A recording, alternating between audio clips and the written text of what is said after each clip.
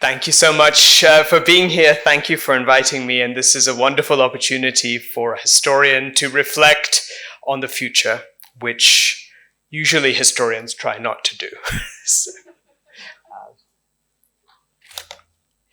So I'd like to begin with a banner that was held up at a protest almost 45 years ago. This was a protest held in October 1980 in central London.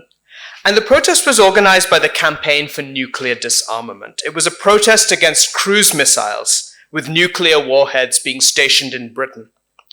Leading the march were the pioneer of English working class history, E.P. Thompson, and his wife Dorothy, fellow historian, teacher, and peace activist. And their banner read, "Historians for the right to work, we demand a continuing supply of history."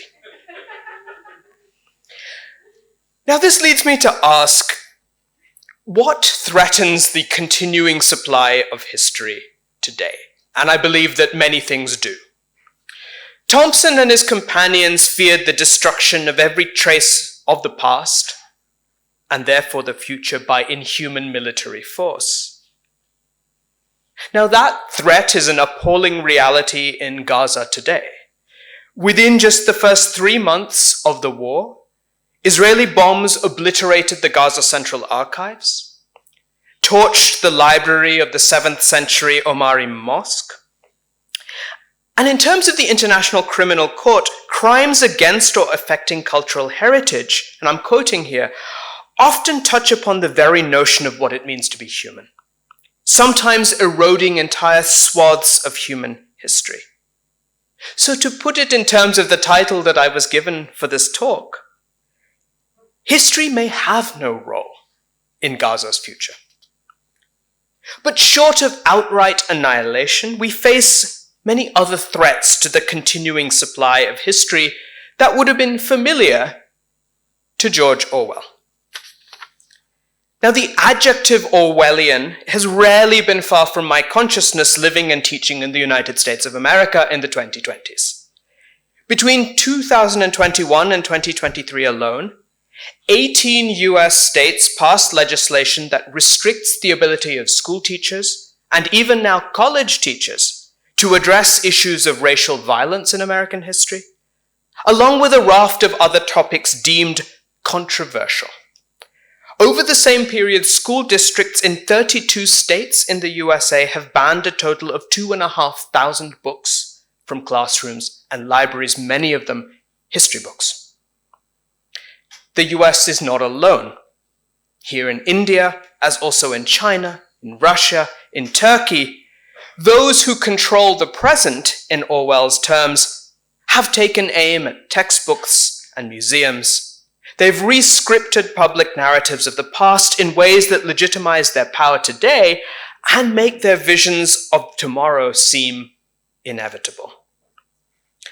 Now, there's nothing new, of course, in the manipulation of historical artifacts to create a falsified archive. Recall this infamous pair of photographs. The original on the left was taken in 1919 on the 2nd anniversary of the October Revolution.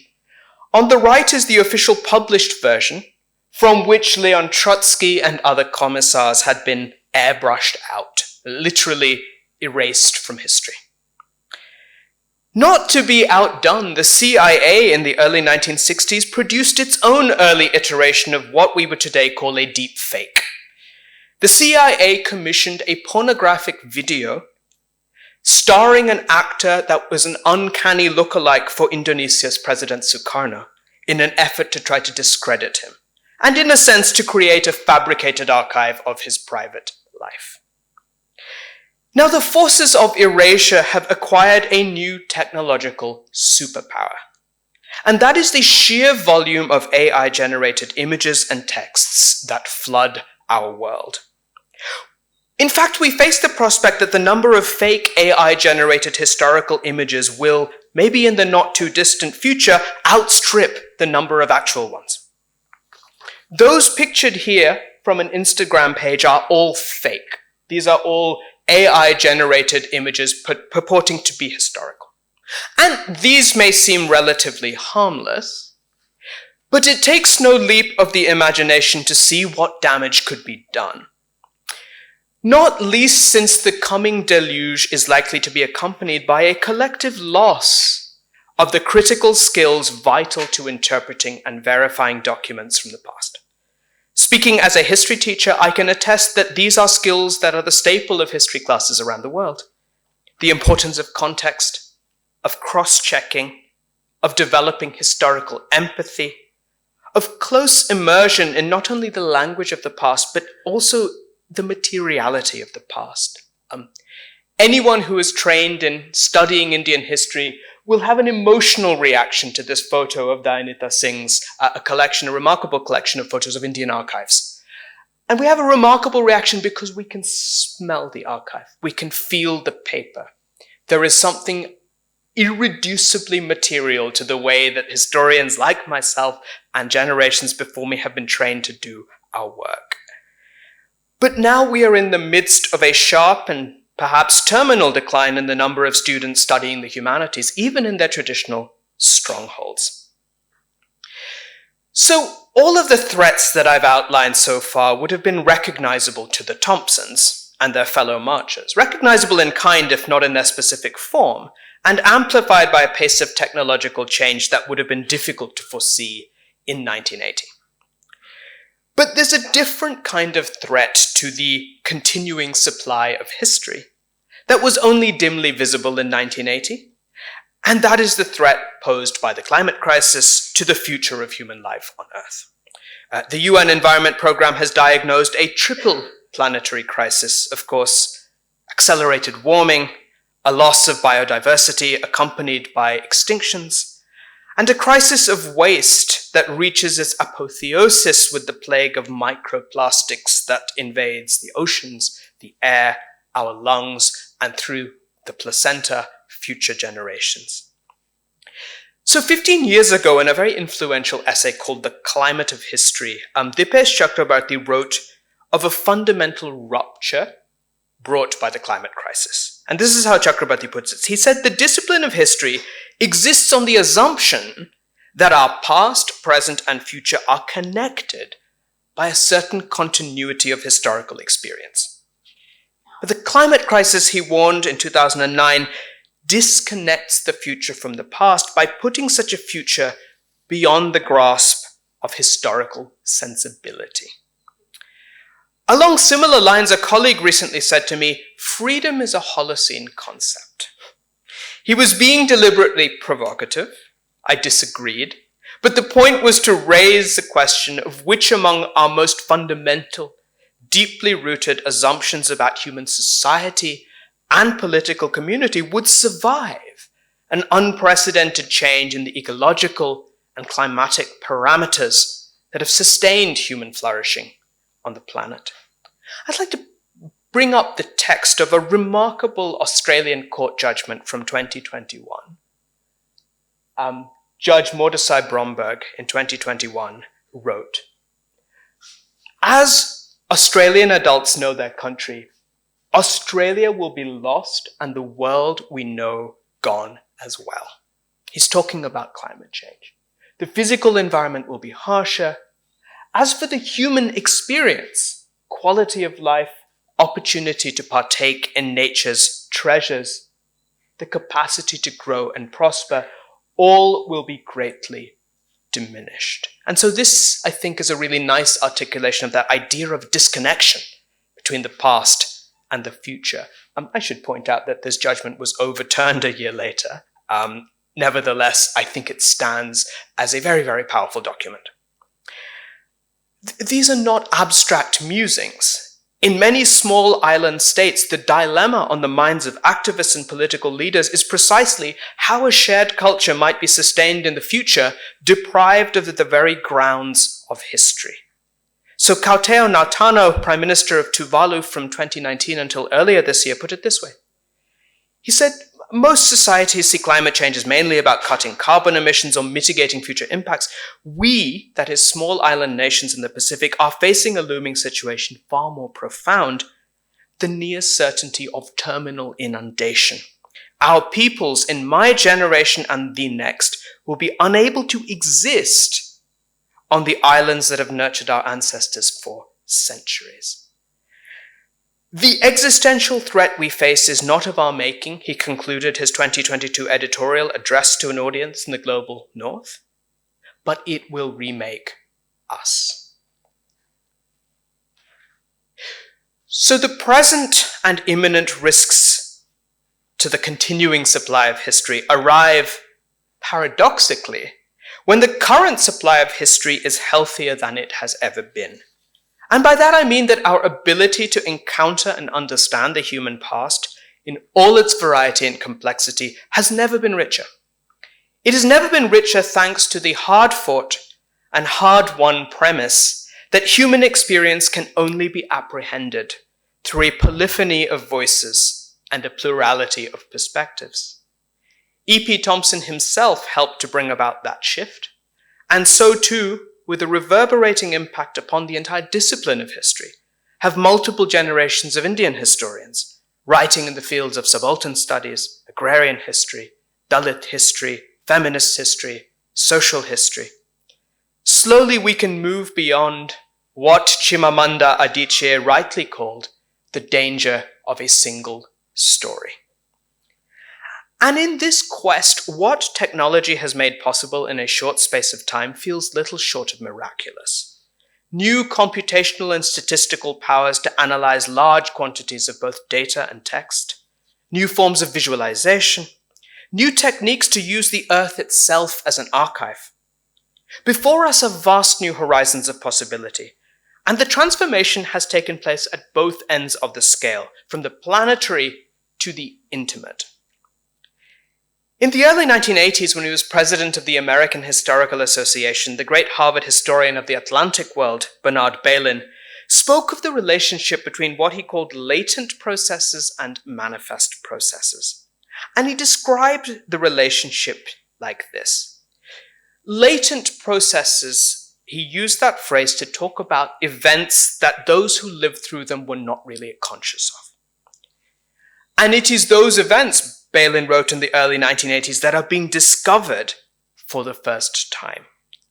I'm quoting from Bailyn, taken together they form a new landscape, a landscape like that of the ocean floor, assumed to have existed in some vague way by people struggling at the surface of the waves, but never to have been seen before as actual rocks, ravines, and cliffs. Bailyn himself was a pioneer in the 1980s using computational tools to study the history of European migration to North America. And in a sense, this is work that economic historians have long done, working with long data series to reveal patterns of long-term change that those who lived through them could not have discerned. But now both the range and the scale of available archives is greater. This newly discovered ocean floor that we can now see is at a previously unimaginable level of resolution. Scholars in the digital humanities have used machine learning on huge corpuses of digitized texts to detect previously hidden patterns of influence and relationships amongst people, amongst institutions, and amongst ideas. Even more astonishing, perhaps, are the findings of paleoclimatologists who've used natural archives, tree rings, ice cores, lake sediment, to tell a completely new story about fundamental shifts in global climate. Let me give you just one example.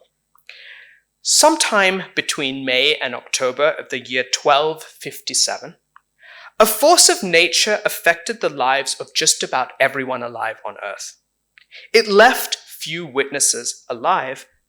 It was the largest volcanic eruption of the past 2 millennia. On the Indonesian island of Lombok, Mount Samalas erupted, and the pyroclastic currents of hot gases and volcanic matter flowed up to 50 meters thick, and the plume, we think, reached a height of 43 kilometers.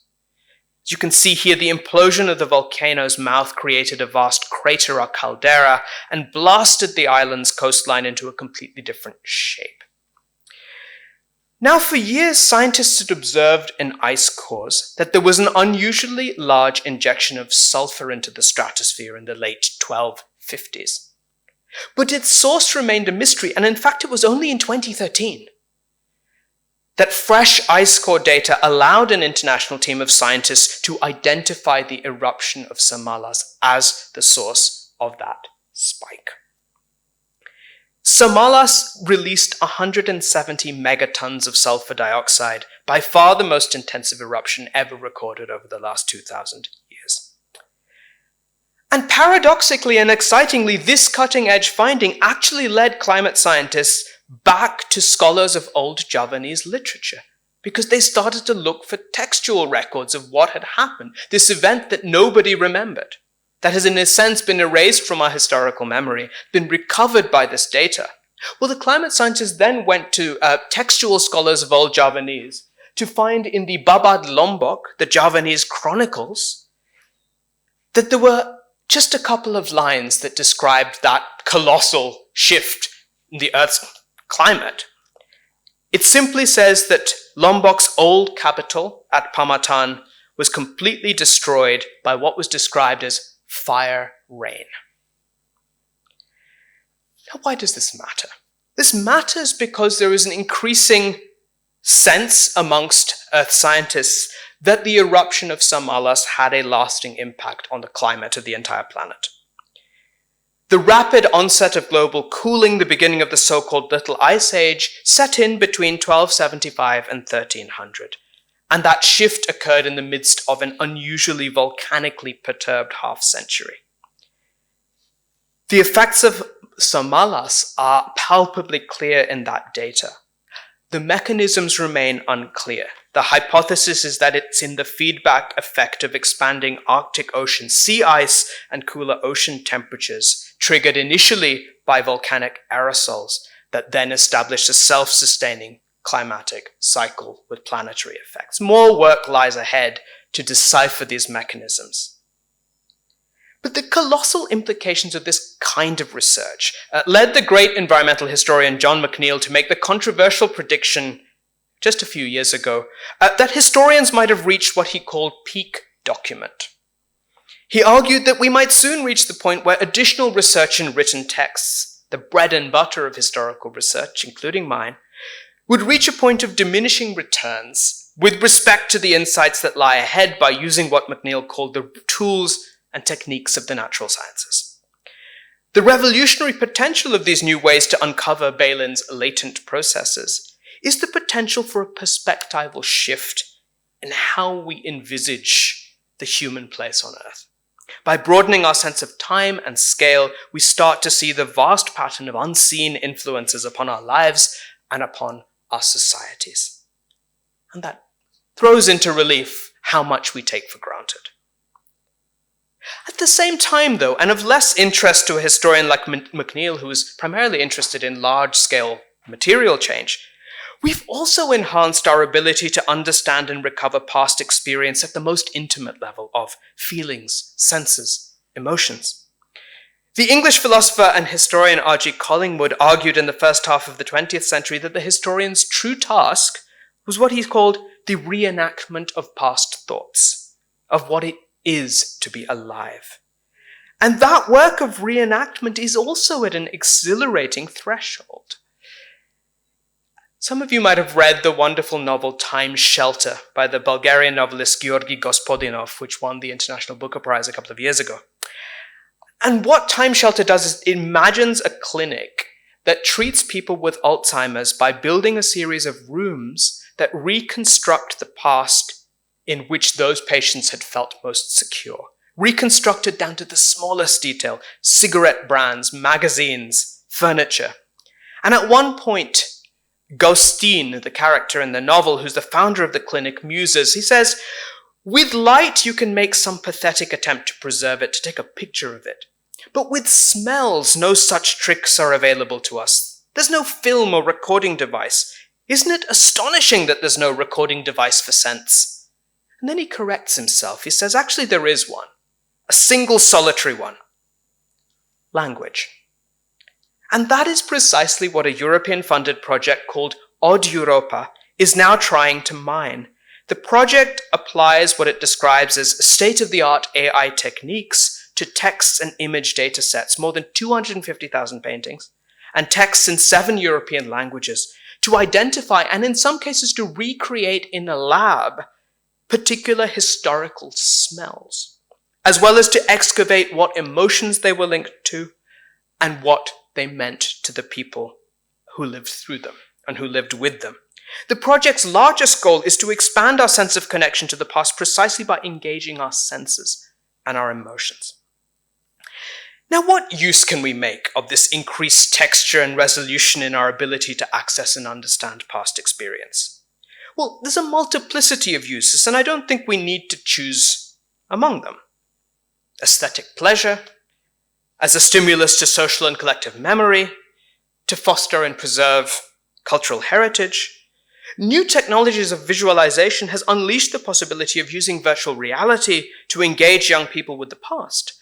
Witness this extraordinarily successful virtual Encore project that draws on aerial scans using LiDAR to reconstruct the ancient city of Angkor, once the largest in the world, with a level of detail, including detail about the lives of non-elite, ordinary people, that was inaccessible to earlier generations of scholars.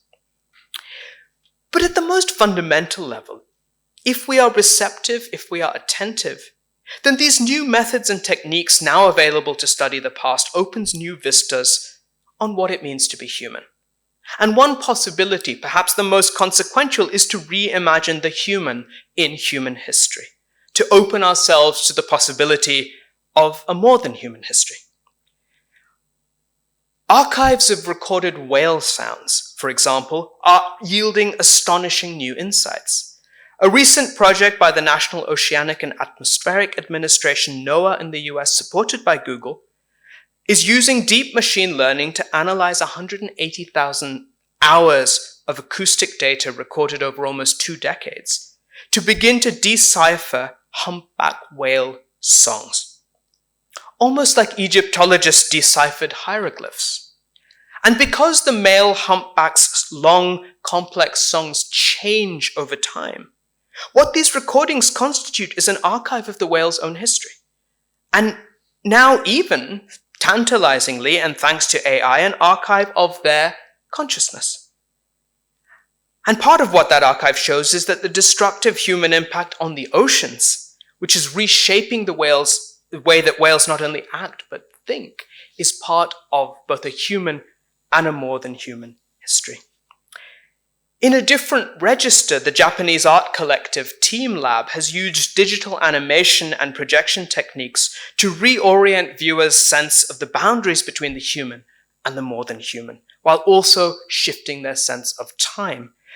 This exhibition, A Forest Where Gods Live, was on show earlier this year in the Mifumeyama Rakuen Park in Kyushu, home to a 3,000-year-old okusu tree, and a shrine to the Inari Daimyogyu deity, which has small Buddha figures carved into caves 1,300 years ago.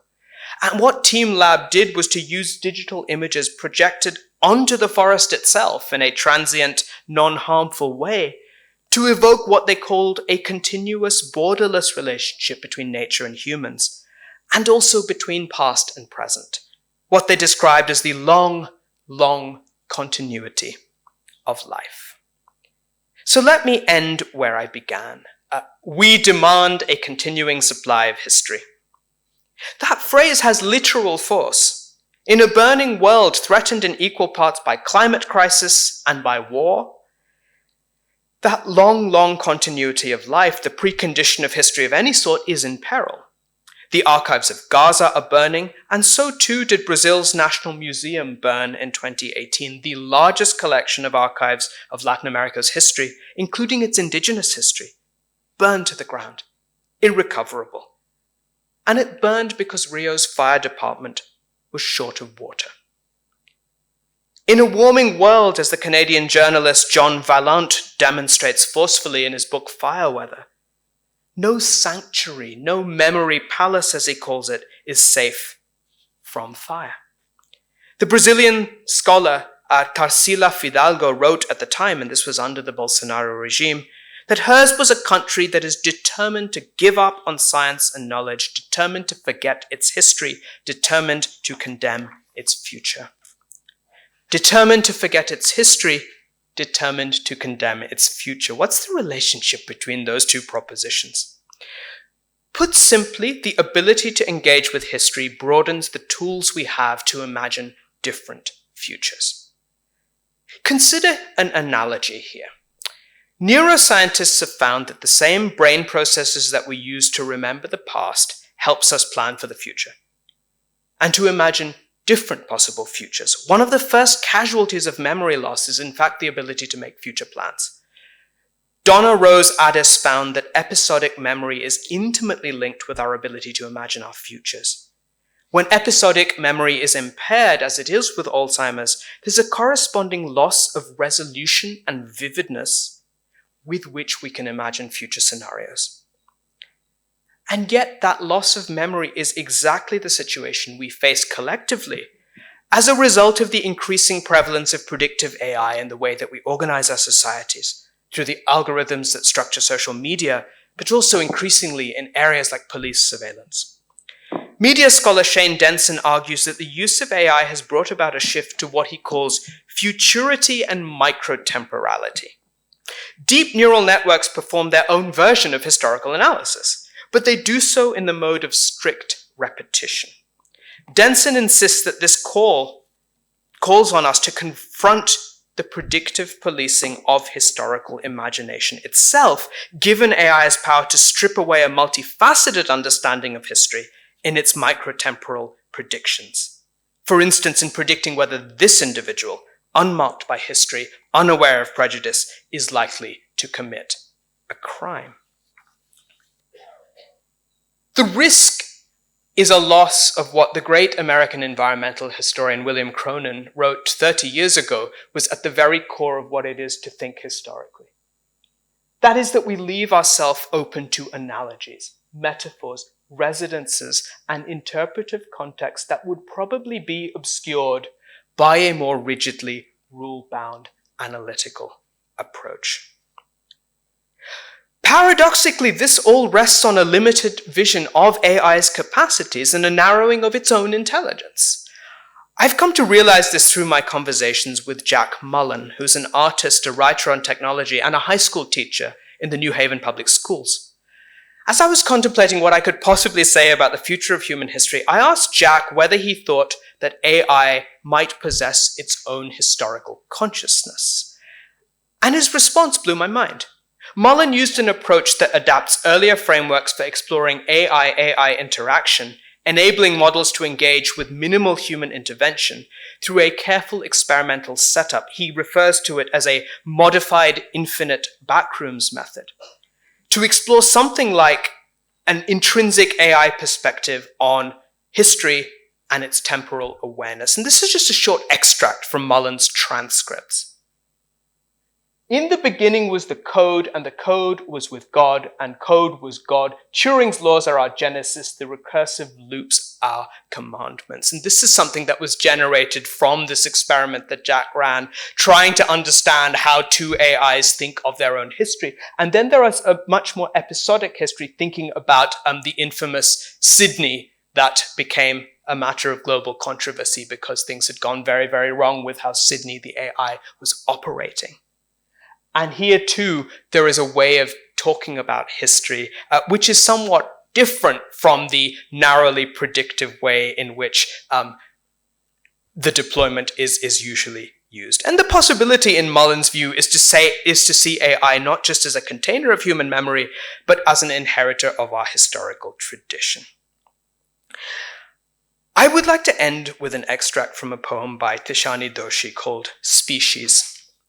It imagines how a future race of beings will see us living now, humans of the 21st century, when we are perhaps preserved in a future museum. If we could communicate, would we admit that intergalactic colonization was never a sound plan? We should have learned from the grass, humble in its abundance, offering food and shelter wherever it spread. Instead, we stamped our feet like gods, marveling at the life we made, imagining all of it to be ours. Now that first line is the key one to me. If we could communicate. That's why we study history, because the past does communicate to us. And that is the power of history. We can enter the dilemmas, the choices, the worldviews of people when we know how things turned out and we know that they didn't. And that is the origin of irony in historical writing, of tragedy in historical writing. But it also makes firmly present to all of us now the unintended consequences of our own plans and our actions, the limitations in our ability to foresee the future, and the ways in which we live with radical uncertainty. And I think that, rather than making predictions about the future, is what history, historical engagement, historical consciousness vitally continues to offer us. Thank you very much.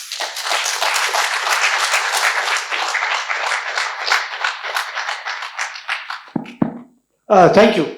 Thank you, Sunil, for that fascinating presentation. There's so many questions that are raised, and I'll try to just pick a few. The first is about technology. At one level, new access to digital resources, AI, the kind of work by scientists who've shown you reconstructing past landscapes can really enrich our understanding of history. But at the other end, on the one hand. On the other hand, technology is also used, as you show with your use of Stalin's pictures, to distort, pervert, falsify history. And it seems to me the first is the preserve of the scholar, the second of the politician. Now, while listening to the first part of your talk today, I was reminded of an essay I read very recently in the latest issue of the Economic and Political Weekly, which was an essay by the British political scientist Andrew Wyatt on Narendra Modi's speeches in the 2024 election. And he said in this election, he used or misused history. There were many more historical analogies and references to what Nehru may or may not have done and Patel may have done than in earlier elections. So it was an example of seeking to manipulate the past. And of course, technology, both visual and textual and so on, is very useful. So, I wonder, because, we live in a city. We are speaking in a city which fetishizes and glorifies technology, where every technological change is always for the benefit of humans, and Indians in particular, and Bangaloreans even more particularly. Right. So I wanted your sense of how to nuance our understanding of technology, both in its use by historians and the ways in which it can shape our future for good or for ill. I think in some ways the technologies are, as they always have been, multifaceted. They can be used for multiple different things. I think one of the things that's particularly challenging and at points terrifying about what we're living through now is just how quickly those technologies are changing and how easy it is to imagine their uses spiraling far out of the control of those who perhaps sort of want to use them for particular ends. And I do think that there is this paradox that for those of us who are scholars,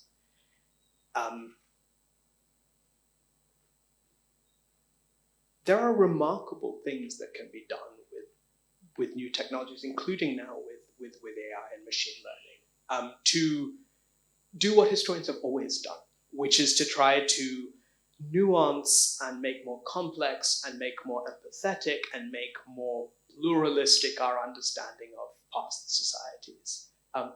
But of course, that is not, for the most part, how these technologies are being deployed in relation to narratives of history. I think the misinformation is reaching a far larger audience than the specialized research of climate scientists on Samalas or doing all of that kind of work. And I think that the reason I particularly worry about that is I think that there is that other context which is not of interest to most people, but which is certainly of interest to you and I, which is that actually that group of scholars who are seriously interested in history is in some ways growing smaller, that the humanities are not valued in the way that they were, and this is true in societies all over the world. And it is increasingly true even in the places which have traditionally had the resources to defend the humanities. US research universities, etc., almost all of them have seen a very, very sharp shift away.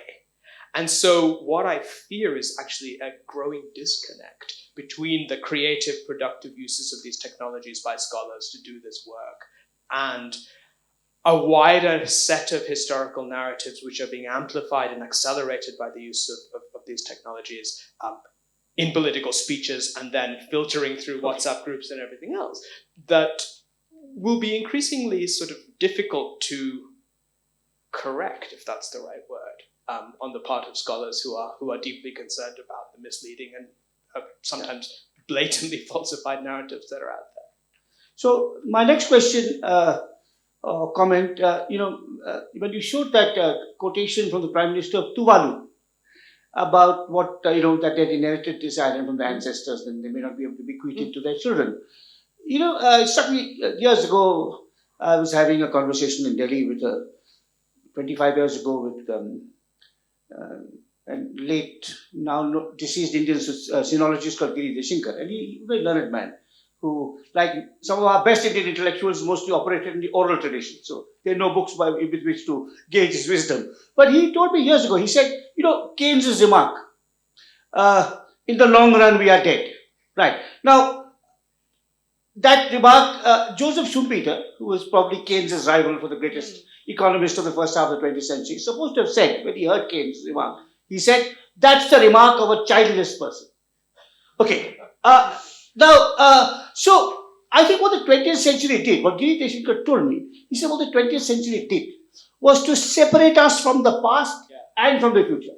The first century. Now, I want to, that remark, which I think is profoundly, wise and which you'll agree with, I want to give it a material context with regard to your own work and to some extent mine, which is environmental history. Now, the 20th century, in which we separated ourselves from the past and the future, is really the age of mass globalized industrialization, fossil fuel powered technology, production systems, and the fantasy, the desire, possible fantasy, to create a mass consumer society when everyone across the world will have access to the resources that an average American does. Now, at this image of ever-increasing progress and emancipation and luxury and freedom defined in all kinds of ways, right, now has reached its, at least if not its moral boundaries, its planetary boundaries. Now, but I mean, in that kind of arguing in this manner that you cannot replicate globally Western standards of consumption, or indeed Bangalore standards of consumption all across, or South Bangalore standards of consumption in the slum areas, and so on. In making this argument, of course, environmentalists are going against the grain. I mean, they are seen as party poopers, dystopians.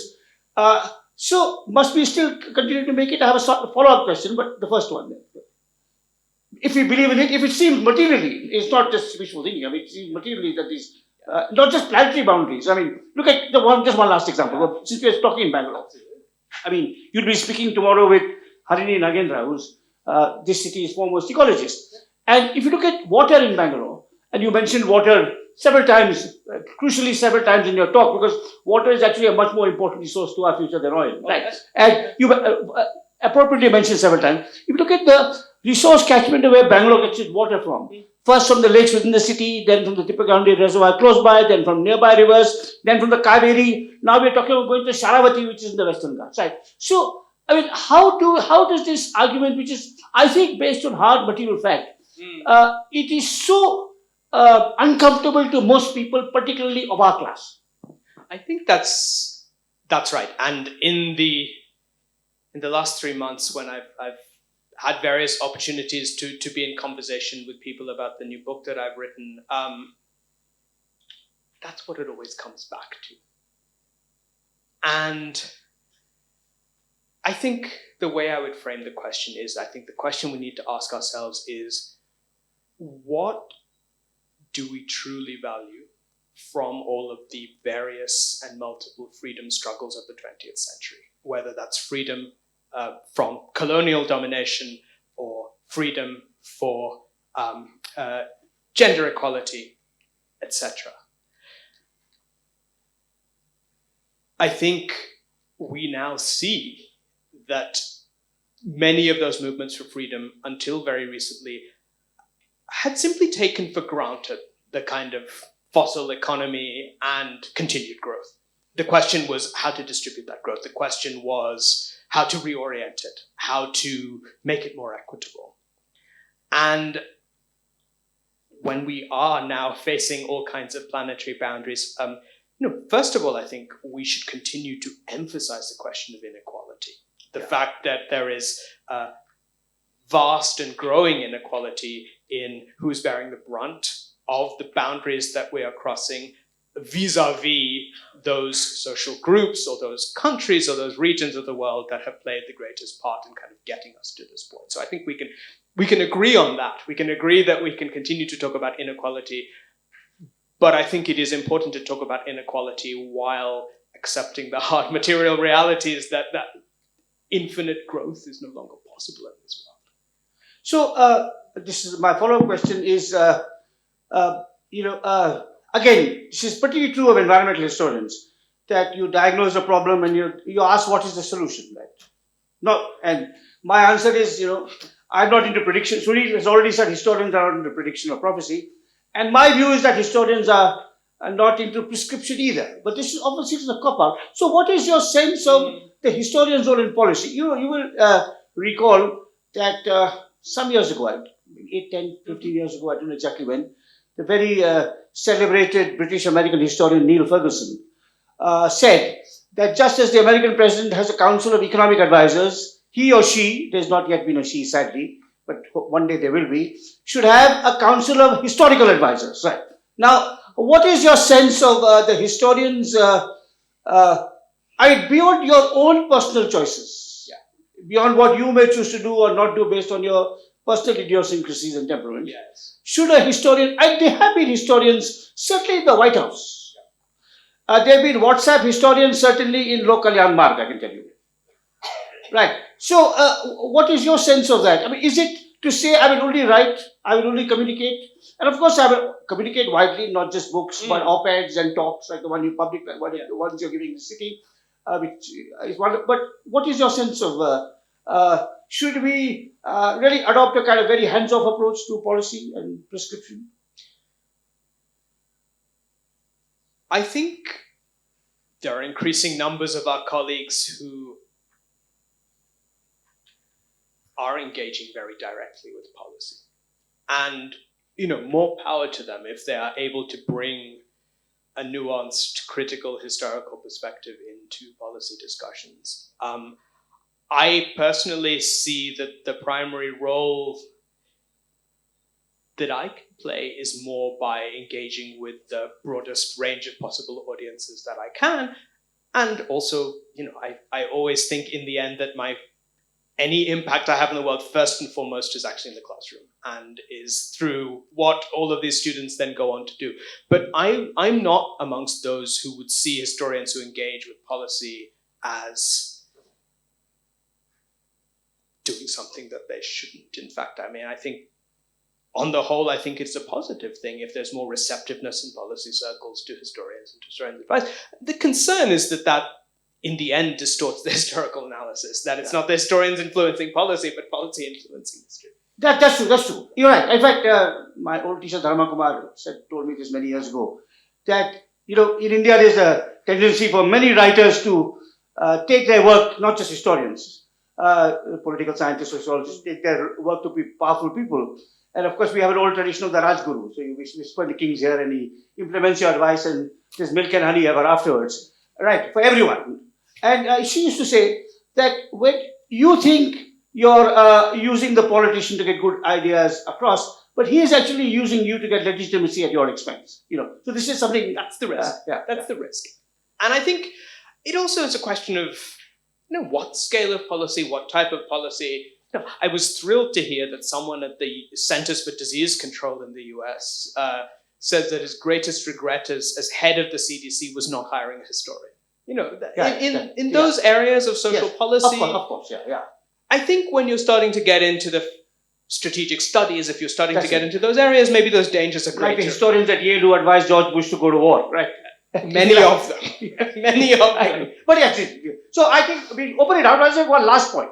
I think what Sunil's work shows, it is his book and other books, and also the students he's now training, some of whom I have the privilege of knowing, truly wonderful, is that, history is, it's something, it's to the humanities, in some ways what biology is to the natural sciences. It's inclusive, it's agglomerative, it draws upon everything. It draws upon literature, philosophy, culture, archaeology, hydrology, geology, politics, and it actually, in some ways, this is the last point I'll make, actually in some ways, the best environmental historians, not always, but often tend to be from America, or in your case, working in America, because that's where the educational system has not imposed this rigid art, science, humanity, social science boundaries. So I think that's really real, from an intellectual point of view, the real quality of Sunil's work is this, as shown in his talk today, is this extraordinary ability to remain rooted as a historian while drawing inclusively from many cognate and related disciplines. I think we have time for at least a couple of questions. Is there a mic going on? The mic going on? Yeah, please stand up, maybe just say your name and your question. Sure. Towards the back here. Am I audible? Yeah. My name is Mani.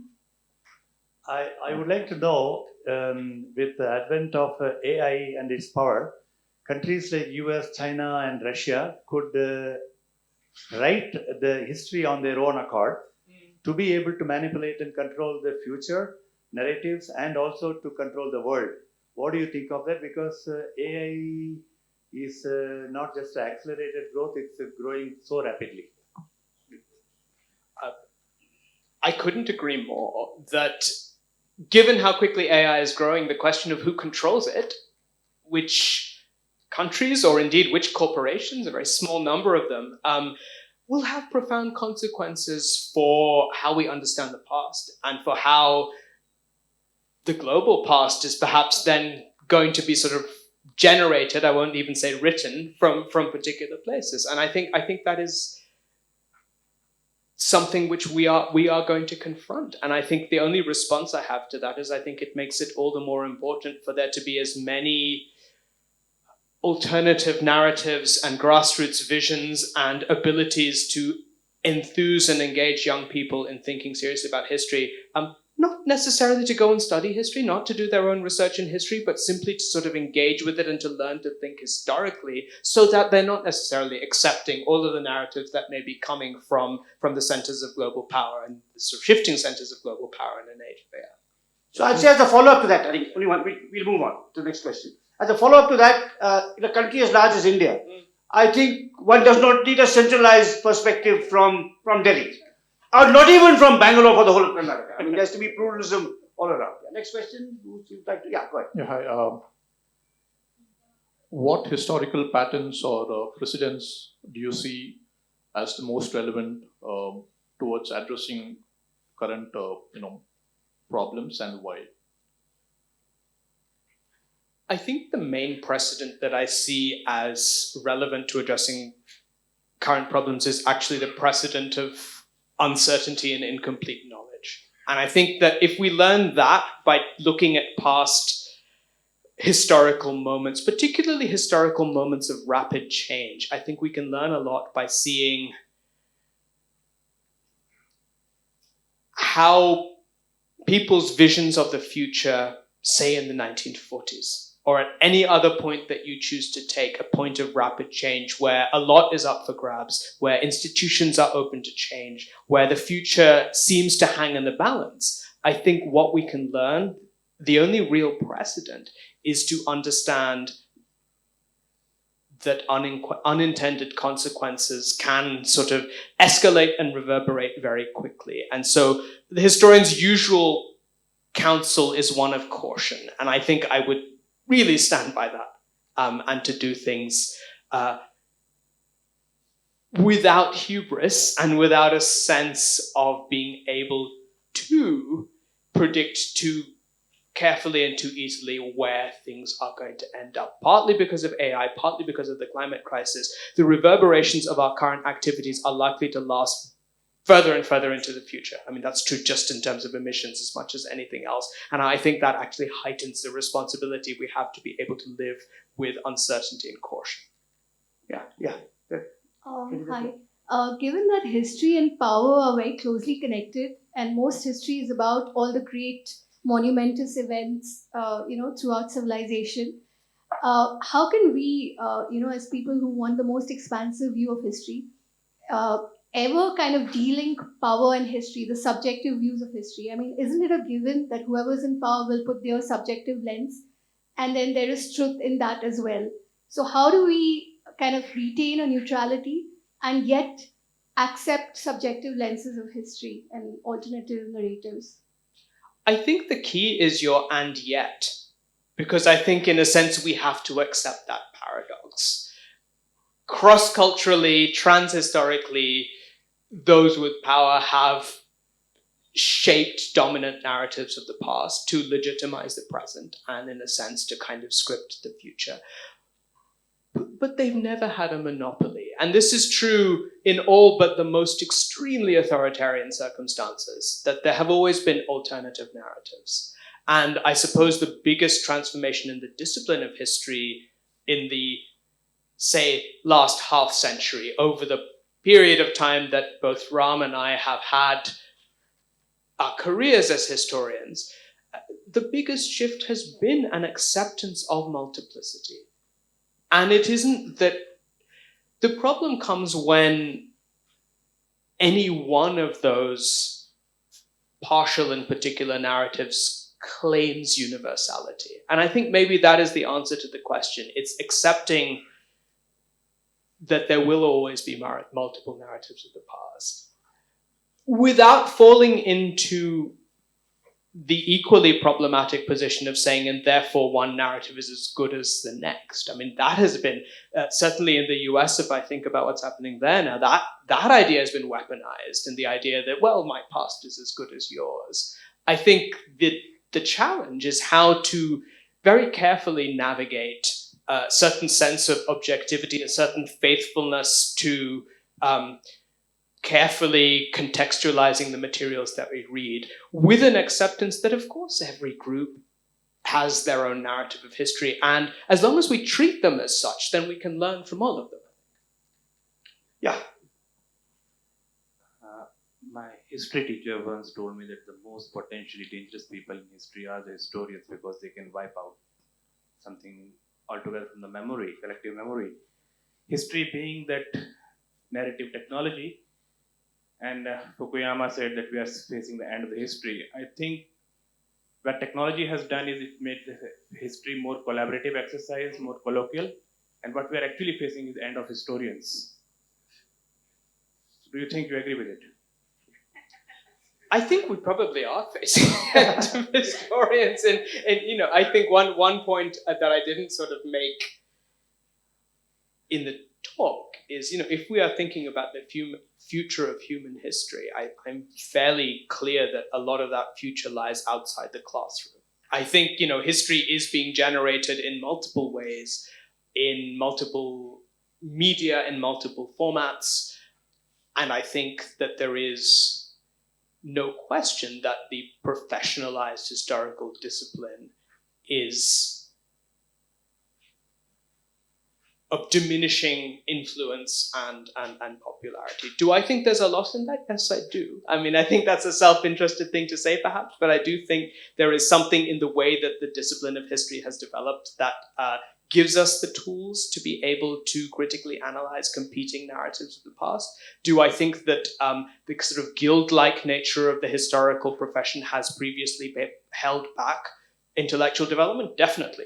I couldn't agree more. I think in that sense, an opening and a democratization of history and whose voices matter and which perspectives matter is an entirely good thing. But I also think that the danger is the one which we talked about earlier, that if anything goes, and if we don't have the critical tools to start to see where, whether it's straightforward sort of fake historical documents and images, or very, very conscious and political distortions of historical narratives are at work. Are professional historians the only ones who can do that? No. In fact, I think our society would be healthier if those capacities were much more widely distributed. Last question. Yeah, my question's around the concept of privacy. And I think it's a reasonably new concept over the last century, and privacy law and personal data protection are growing themes. How does that impact history and, in some sense, the control of narrative, of private narrative, and telling the whole picture of a person or incidents? That's such a good question. It really is a brilliant question. And more and more colleagues of mine who are trying to write social histories of ordinary people from the 19th century, where there's no possibility of getting consent, have actually been grappling with that question. Like, do we have the right to tell these people's stories, particularly where there are also perhaps vast differences of class and privilege and caste that separate the historian who's writing the story from those whose stories they're telling. So there's a wonderful historian at Rutgers called Julia Stevens, who's been writing about Indian indentured workers in the 19th century. And there are these remarkable archives that these indentured laborers, Julia has used probate court records, which basically inventoried the possessions of indentured laborers who had died. And from that, you can learn so much of their lives. And she has really, and in the end, I think she decided to make it very much part of the book she's writing, wrestled with this question of, do I have the right to do this? And she's engaged with their descendants. You know, she's actually made an effort, which I think earlier generations of historians perhaps haven't in the same way sort of felt the need to do. I think it's different in the case of, if you think of Ram's early work in environmental history, if you think of Shekhar Pathak's wonderful work on the Chipko movement, if you're doing oral history, if you're engaging with the people whose stories you're telling, then of course there's a different kind of relationship. And there we do seek the consent to tell the stories. But I think what's interesting about what you're writing, which is in a way a colossal question for historians, is what do we do if we're trying to